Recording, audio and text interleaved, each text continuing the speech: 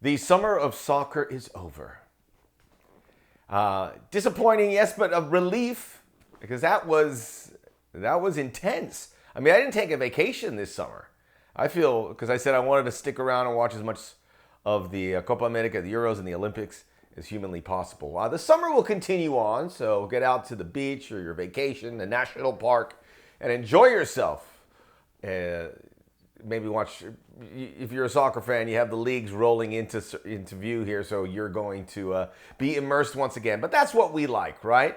I do want to say a quick thought about the U.S. women. I wanted to make a video here, but I didn't really know what else to say other than I was wrong. I thought the U.S. women would be in the mud for a bit after their World Cup exit, but they shed some of the older players. They brought in Emma Hayes and whammo, they look like the best team in the world again. I mean, they won the Olympics and they were the best team. Impenetrable defense. Alyssa Nair obviously saved the U.S. on a couple occasions. I know the margins are thin, but the U.S. always seemed safely to win each game they were in. They played. They played European teams. They played this resurgent Brazil squad. I think that's the story I get out of here because in my last video about the Olympics, if the women pivot away from the Olympics, which I don't think they should, but I think they should put more on their plate, and maybe that will diminish the Olympics a little, building a Copa America Femenil, working on the W Gold Cup, and you have these great American rivals now. You have Canada, you have Mexico's getting better, you have Brazil who's getting better, who also moved away from Marta and some of those older players, and look what happened.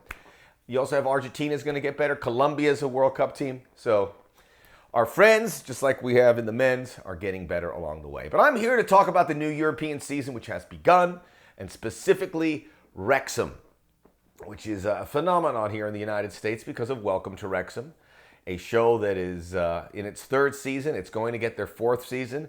As long as this story stays interesting and, 2 promotions in a row, and what I'm going to get into is I would not bet against this team making it 3 promotions in a row or 3 promotions in 4 seasons because they already look like they belong in League One. So, I mean, they could keep that Welcome to Wrexham show. And this has been an amazing success. I questioned this team whether it was kind of a publicity stunt, but clearly Ryan Reynolds and Rob McElhenney have hired the right people. They have a very good plan in place. It's working. And it's one thing to get out of the Conference League and League Two, which were immediate promotions. But in their opener against League One, they beat Wycombe Wanderers 3-2. Wycombe was just in League, were in the championship, the league above League One. They were in a championship final 2 years ago, losing to Sunderland, so they almost got back up. They were a top 10 team in 2023, 2024. I think at the end of the 23 season, they finished 6th. This is a top League One team, and Wrexham beat them. So I mean, they're gonna get some points. You look at the audience at the racehorse stadium, and it's been redone, and it is full of people. Everything about this club is tremendous. It is. I'm going to tell you here. I don't think this ends at League One. I think they could definitely get to the championship. They're going to give it a good run. They're going to be a top 10 team, I think, in this league. And that makes this story compelling. So, Wrexham, I had my doubts. I'm curious to see where it goes. I think it's an interesting story for sure. And, from everything, from Michael Williamson, the CEO, to getting Phil Parkinson as your manager, to creating a board with the Rob and Ryan and everyone else is involved with that. They've got the right people.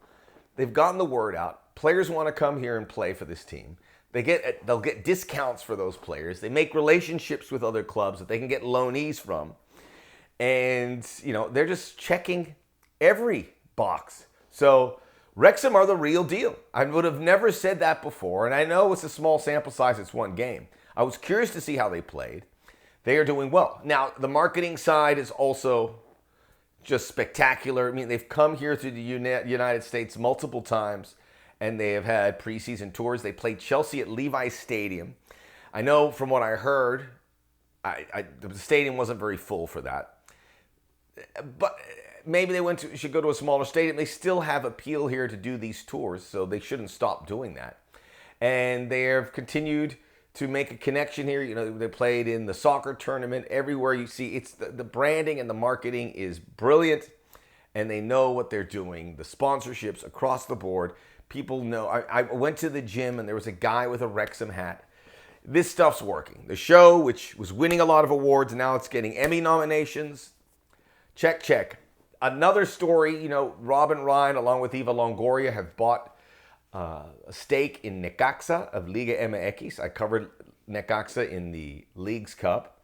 And now there is word that FX and Disney are going to do a show of Necaxa coming back up. The plucky underdogs, just like they did it with Wrexham.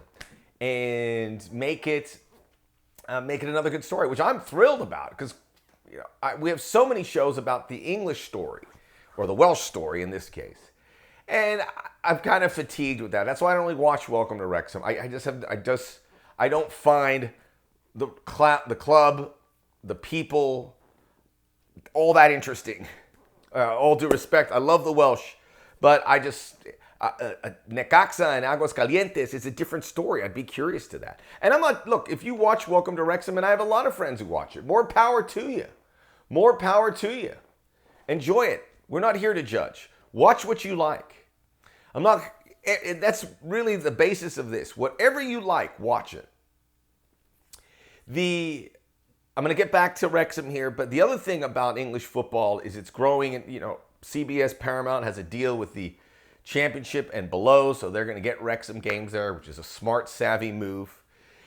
This is, you know, the idea that the EFL, the English Football League divisions, Championship and down, could get a big broadcast deal was crazy talk not that long ago. I mean, that's the kind of league that you get for free. You get that as a tag along to getting the Premier League rights. So this is, you know, huge growth. And I think Rob and Ryan are a big part of that. So I wanted to open up and say I'm a believer in Wrexham. The project is not a flash in the pan.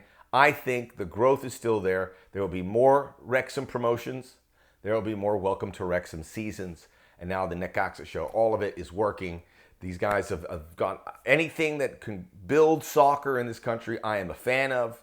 Again, whether it builds fans, of MLS or USL, it just gets soccer fans in here, which is excellent. Now I'm gonna diminish this Wrexham story a little bit. Maybe it doesn't really matter because Rob and Ryan don't need any help from any of us. They're doing just fine. So Leander Shalekins, is a writer, texted this about, I'm paraphrasing here, Wrexham being the underdog story. They have the fourth highest wage bill in League One. They had the highest wage bill in League Two. So they're paying their players. So he sent that tweet out, and people are all upset defending Wrexham. And Wrexham doesn't need to be defended. And the reality is, they're not an underdog story. For all those reasons I've pointed out. Maybe as they get to the championship, they will a little bit. But they're not an underdog in the League One. This is a team that kind of is where it is. It doesn't diminish the fact that they got promoted. That is an amazing achievement for a club that has struggled so long. They're playing for the first time in 2 decades in League One. But it's not an underdog story. And people want us to pay attention and say, look at what is possible. There is promotion and relegation all over the place. There are true underdog stories. This is not one of them. So pump the brakes. If you want to find an underdog story in promotion, they're all over the place. We saw Luton Town. We saw Como in the Serie B coming up with their tiny... There are incredible stories. But Wrexham has the infrastructure. And while they're not spending crazy wads of money, they are up above there. And they have Rob and Ryan, who increased their funding from like £4 million to £9 million. You know, they're going to lose money in these places. You know, professional soccer is not a money winner. That's how Wrexham and so many other clubs got in trouble in the first place.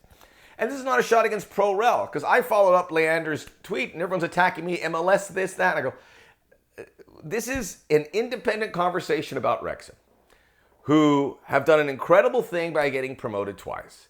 But I don't think at any one point were they an underdog story, and I don't think they're an underdog story now. They promote that on Welcome to Wrexham, but we sit here and marvel at it. But if you compare this to what other clubs are doing, there are some underdogs. It's an insult to underdogs. And if you're okay, and I understand the marketing part, you want them to be an underdog. But if Wrexham and Robin Ryan are okay with shedding that, which I don't think they would be, but I think they're realistic and no, then life goes on. And if you still enjoy Wrexham, and if you're going to spend your vacation money to go to Northern Wales to watch this team, and I got to tell you also, if you're a fan of Wrexham, if you became a fan, I'm glad it's there, but if you became a fan of a team because you saw them on a reality show and now you're buying shirts and going trips, I don't know, man. I don't know. I guess there's stranger reasons to become a fan of a team. But that's a tough one for me to absorb. But hey, again, we're not here to judge. To each their own. We're glad that you're involved in soccer. So, Wrexham, again, they've made savvy moves. The big part about Wrexham is that they're getting players, their manager, the CEO, to come to this because they know it's a memorable, historical situation. You get the sidebar of being on the reality show as well. But they haven't broken the bank financially. They've done pretty well. They get free transfers here and there with Arthur Okonkwo, who came from Arsenal, George Dobson, who was with the Arsenal and West Ham United system as well. They got Ollie Rathbone as their record club signing. The previous one, I can't remember, I think it was Ollie Palmer, was around. They didn't really divulge the money, but it's like $400 million. $400,000, excuse me. And so it makes you think that Rathbone was probably $500,000, which again, when you think of all the transfer monies in the other leagues, this is pennies to the dollar. Now, if they want to get up to the higher leagues, probably going to have to get to that crazy $1 million, $2 million transfers. And that's where the pockets start to empty a little bit. That's where the challenge is. But that is a conversation after they get to the championship. And I think they can get to the championship. So these transfer fees aren't crazy. They're paying their players well. They're finding ways to get the edge where other teams just don't have. So you're competing against teams that don't have what you have. So you're not an underdog. You're an overdog. So with the semantics, with all of that, with the labeling, let's get into that. Because look, I didn't watch the game. I watched the highlights. Wrexham is not an underdog. That's a really good team. They get some older players like James McLean and Stephen Fletcher, who's 37, to come over and say, okay, I'm going to spend the last year or two of my career. They still have something to give. Those players aren't going to these other teams. They're not going to Wycombe or Reading. They want to go to Wrexham. It's sexy. They're a sexy overdog. So let's just let's call it what you will. I suggest for the pro-rel crowd that want to show it a good example, you find a team like Como, like Luton Town, like Brentford, who made this double jump a few years ago and were able to do it the right way. They're all there. There's these examples of it all over the place. So we could put Wrexham in that. But let's call it what it is. So that's all. We're going to follow the Wrexham story. It's interesting. The most interesting part about it, what is it? It's not Wrexham. It's not the North Welsh town. It's not these players. It's Robin Ryan. It's Robin Ryan. That's what makes it interesting. Two Hollywood powerhouses that came in to rescue this club. It could have been Wrexham. It could have been Luton. It could have been Shrewsbury Town. But Wrexham got really lucky, and they are no longer an underdog. The Soccer OG. I forgot to tell you to like and subscribe us earlier. Check out the Soccer OG podcast where all podcasts are available. We will be here. We're getting into the European seasons. The first thing we talk about is Wrexham. We're off and running.